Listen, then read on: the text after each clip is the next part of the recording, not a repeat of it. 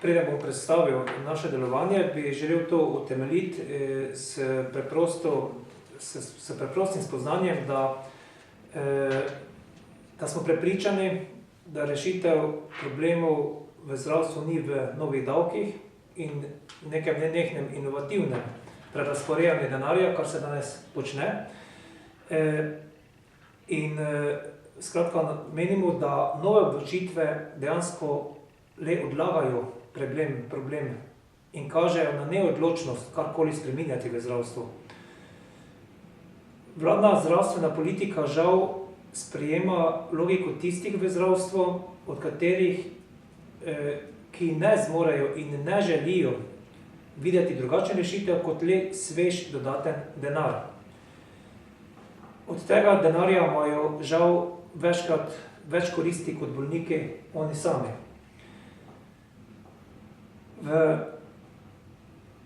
Finančne transfuzije v zdravstveni sistem nikakor ne bodo izboljšale njegovega delovanja, če ne bo prej zaustavljeno odtekanje krvi, to je denarja.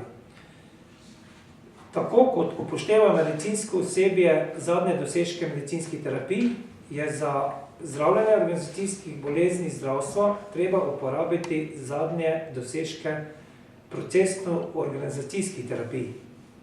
Medicina naj zdravi bolnika, organizacijske vede pa organizacije oziroma sisteme. Skratka, prepričani smo, da je denarja v zdravstvu že sedaj dovolj, potrebno je le izboljšati vodenje in upravljanje zavodov. Predvsem pa se usmeriti na optimizacijo vseh procesov, tudi glede nabave in dobaviteljev, kjer se pa ravno pri njih ob asistenci srednjega menedžmenta v zdravstvu ustvarjajo tudi monopoli, vključno s kartelnimi dogovori.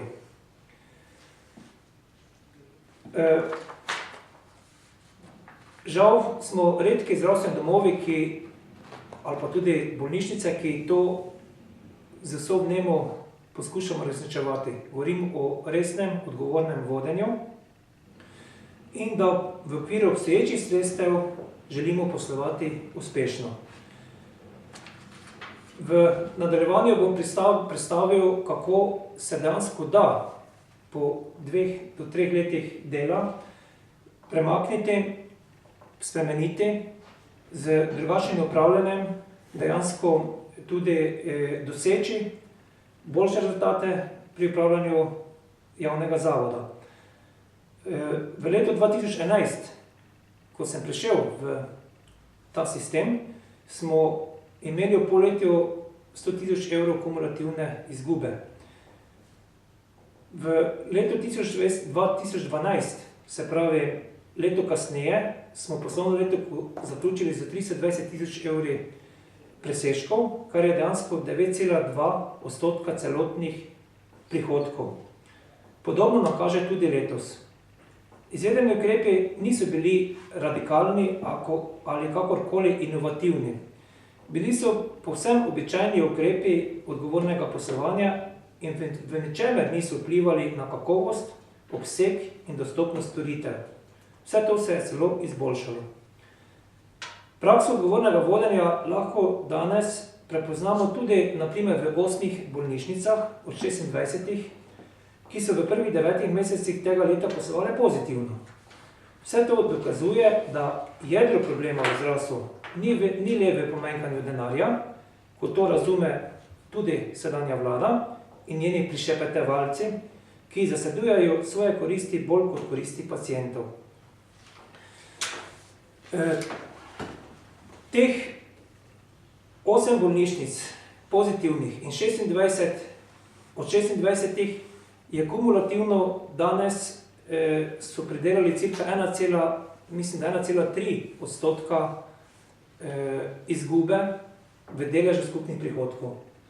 In zaradi teh 1,3%, pa še moče kakšne potrebe zraven, je kljub temu vodilo do novega davka, ki bi naj dodatno bremenil prebivalstvo.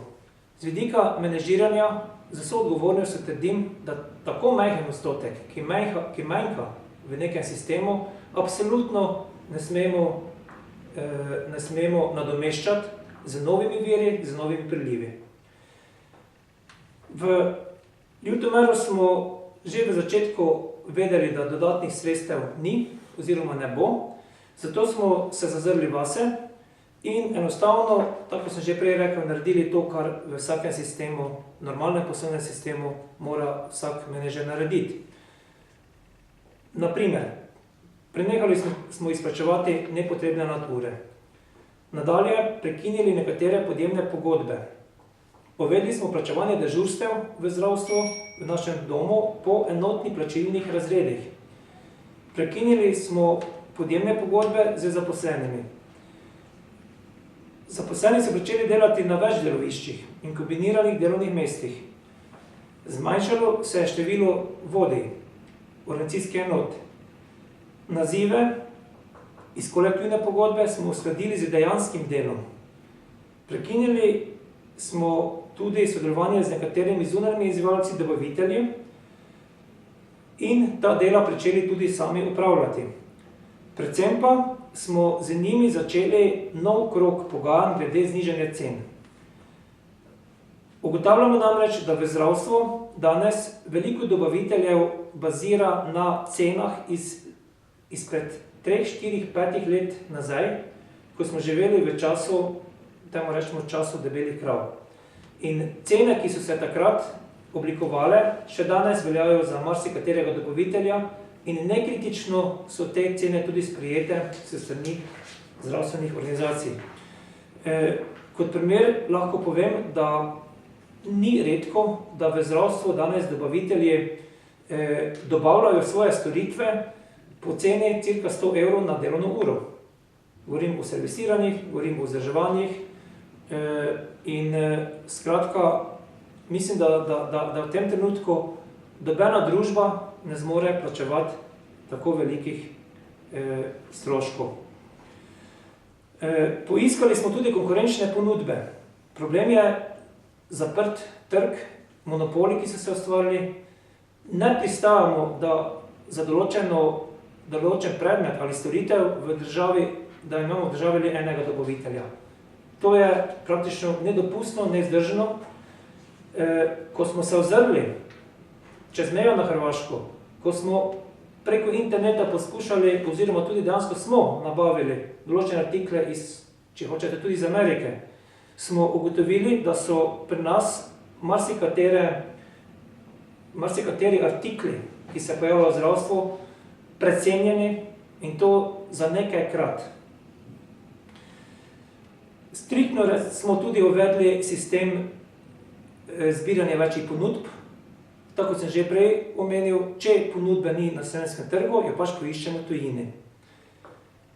Rezultati so vidni v tem, da smo dejansko uspeli znižati stroške na vseh ravneh, na drugi strani pa potem usmeriti ta denar, ki smo ga privrčevali v svoj razvoj. Letos gradimo, oziroma drugo leto bomo gradili nadzidek.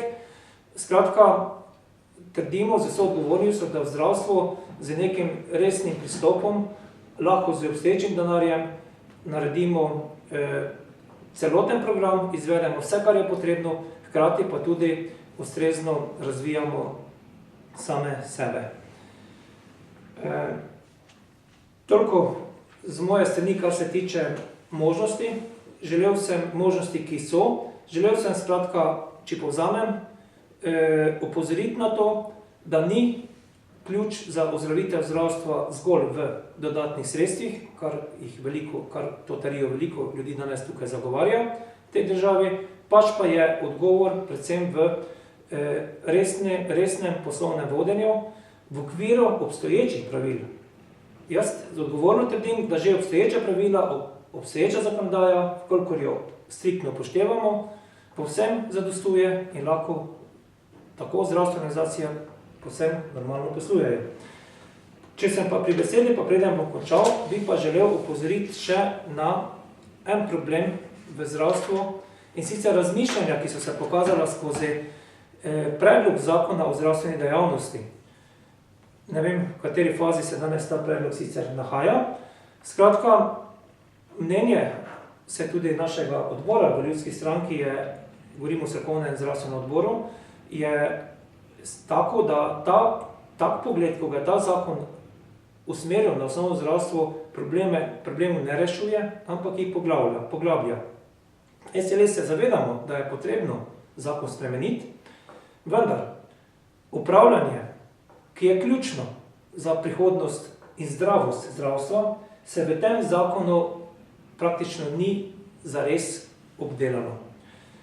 V tem zakonu se ni nekako jasno opredelilo potrebe po merljivem ciljnem vodenju.